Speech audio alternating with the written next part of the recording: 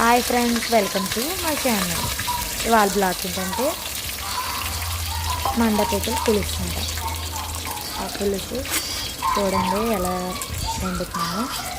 కొద్దిగా ఆయిల్ వేసి పరంగా ఉల్లిపాయలు, పచ్చిమిరపకాయలు, సాల్ట్ కూడా వేసాలి. వేస్తే చాలా బాగుంటాయి. ఉల్లిపాయలు బాగా మగ్గాలి.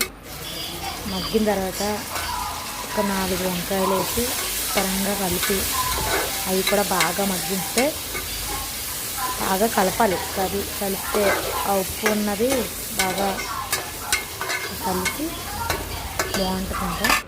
కాసేపు పోయిన తర్వాత 2 టమాటాలు పరంగా కలిపితే చాలా బాగుంటుంది కర్రీ. ఎవరైనా సరే ట్రై చేయండి. మండపేటల పులుసు భలే ఉంది. మీరు కూడా ఒకసారి ట్రై చేయండి, కామెంట్ చేయండి. సబ్స్క్రైబ్ మాత్రం చేయకుండా మర్చిపోకండి. మీరు చూసారా ఎలా ఉన్నాయో, చాలా అలా మగ్గాలి. అవి పీతలకి ఉప్పు కారం పెట్టిస్తున్నానంట. 3 స్పూన్లు కారం, 2 స్పూన్లు సాల్ట్ వేసి కలిపి పక్కన పెట్టుకున్నది.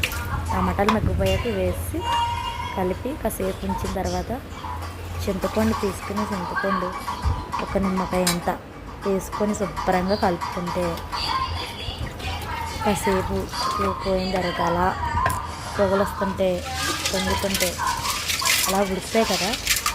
ఆ తర్వాత చూసి దగ్గర అయ్యాక